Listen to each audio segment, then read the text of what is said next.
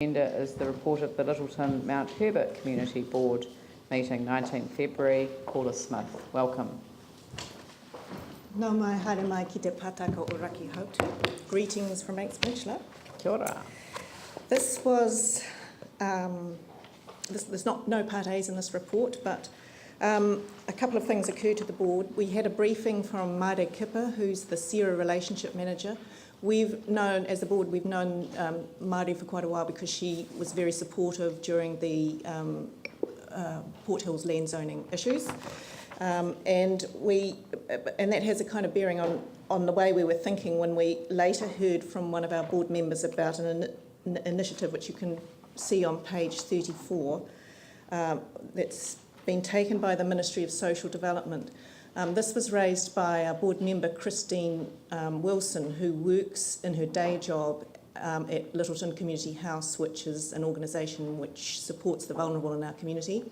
And she had been involved in this initiative, and there are 7 across the city, including, and the area that we're included in is Lyttelton, Sumner, and includes Woolston as well.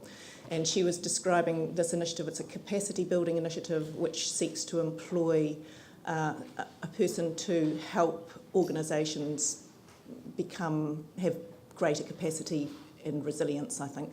I'm a bit vague about it because this is all second and third hand, of course. But the board's reaction to this information was, well, why is this needed? Because the Christchurch City Council already has a Strengthening Communities team that does capacity building and, in our opinion, is pretty good at it.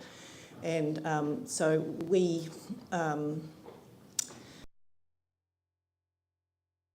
why this was needed. And so that's why that is mentioned there.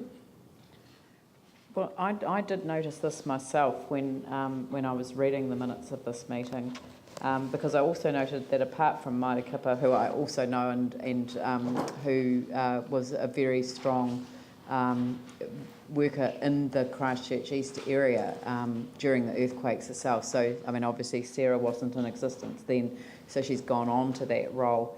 But then there's a team leader, Community Resilience, Sarah. And so I'm seeing Community Resilience in Sarah, and then I'm seeing the Ministry of Social Development looking to employ 5 community facilitators, each at a cost of $100,000 to work on the resilience and strengthening of communities. Well, if they spent $500,000 into those communities directly, that would do a lot to support resilience and strengthening of those communities. Just to clarify, the salary would be $70,000 in the 30s. Yeah, no. They're always a bit admin extra, but the point is that the overall cost to the government is $500,000 for a project which, if that resource was provided directly to the communities, would do a lot more to build strength and resilience, in a way that would be quite different from bringing in external help to fix a problem which somebody else has identified, when in fact we know that these communities have got enormous strengths and with additional resource themselves can actually do a lot. We've already had a submission from the Mount Pleasant Memorial people who've told us exactly what a community can do when they're actually given the tools to do it. So,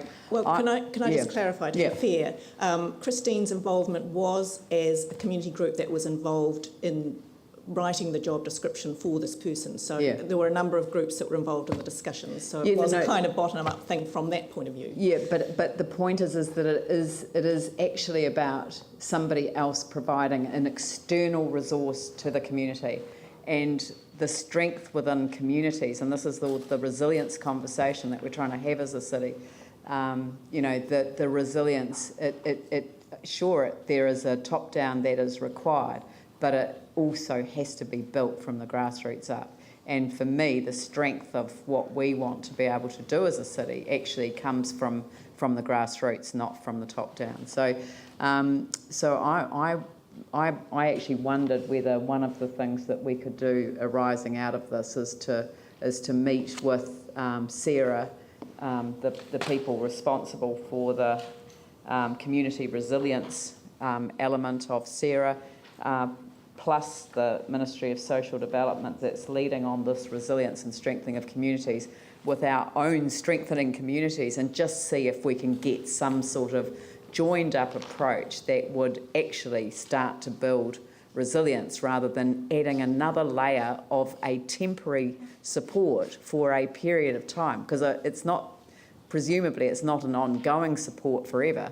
It's and I just don't think that this approach is sustainable. That was what I took from the report, and it's not a criticism of any of the organisations. I just wonder whether they haven't kind of stepped back for a minute and thought about the resilience approach that we're taking as part of the 100 Resilient Cities Network. It may be an opportunity to change the way we do things as well. In fact, it will be. Yep. Yeah, thank you. Did they talk anything about insurance or EQC? Because it just seems really odd to me that all this funding's now being made available to make people resilient, but still one of the biggest challenges people have is EQC and insurance, and the government, whether it's SERA or MSD, seem to have funding for these community resilient people, but not enough funding for the residential advisory service that they're asking us to now pick up the cost. And it just, did they talk about the kind of wider issues that are causing the harm to people and how they're addressing that structurally and from a policy point of view rather than just funding workers at the bottom of the cliff? From what Christine told us, that is not the focus of this project. It is capacity building in the same way that our Strengthening Communities team do it. Yeah. Getting people together, upskilling. Sorry, I don't want to spend a lot of time actually trying to determine what is the motive until we've had the meeting. Sure. So, but I think it would be a point that I'd like to have raised is there needs to be a thought-up, a joint-up approach to the decisions that are being made, the impact it's having on people, and what resources are needed to enable people to get to get satisfaction. Which is the work that we've been leading. Yeah. Can we? I'm just a little concerned about the time. I thought that. Okay. Well, Glenn and then Pauline. Thank you. Was housing actually asked about? And the reason I asked this, Paula, is that we have information from the Mayor's Welfare Fund. There's a big gap. The housing supplements aren't keeping up with rent. So I'm afraid this looks like a missed target. Yeah, but what Paul has raised is the fact that we've got these resilience resilience roles within organisations that we are not connecting to as an organisation. And the suggestion is arising, and it's my suggestion arising out of what I read in the minutes, that we meet with them to talk about how we might actually but re-engage with the community in a way that builds resilience from what we know is effective in terms of the community's own strengths, rather than seeing this as a needs-based analysis that other people are doing to these communities.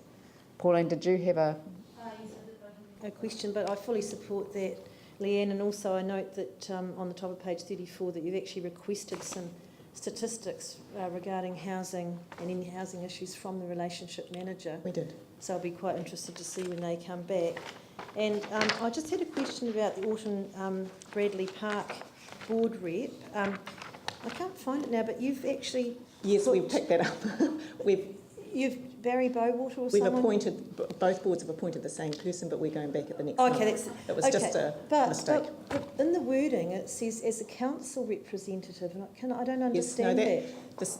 The Autumn Bradley Park board was established under an Act of Parliament, the R.O. Bradley Estate Act, and there were appointments at the time from all kinds of organisations, including Aotearoa Wairewa Community, Wairewa Council, Mount Herbert Council and Lyttelton Borough, and from Christchurch City. So the Christchurch City rep on the board now is Park Ranger Paul Devlin. The Lyttelton Mount Herbert Community Board, because it's an amalgamation of Mount Herbert and Lyttelton, has appoints two reps, and Aotearoa Wairewa appoints one. So they are all kind of council reps in that sense, but three of them are appointed by the community board and one by the council. The difference is that he's appointed not as a representative of council, but the council has appointed Barry Bowater as the representative they choose to sit on. It's just strangely worded that as a council representative. He's not representing council. Well, he represents the community board because we've appointed him, Yeah, which, right. I mean, there are a number of trusts that have these strange anomalies. I just wanted to clarify that. Yeah, it's something we're actually looking at. We're actually looking at the Alton Bradley Park Act, and where maybe the board's actually thinking about the possibility of asking for some changes to the Act to be made to improve it, because it has become a bit anachronistic. For example, there's a rep from the Automobile Association supposed to be at that board, and they don't want to supply anyone and haven't for years, that sort of thing. Very good. So, Andrew, you'd like to move that the report be received. Do I have a seconder? Tim Scandrett. I'll put the motion. All those in favour say aye. Those opposed say no. Carried. Thank you very much, Paula. Mike Mora, would you like to come and talk to the report of the Rickett and Wigram Community Board?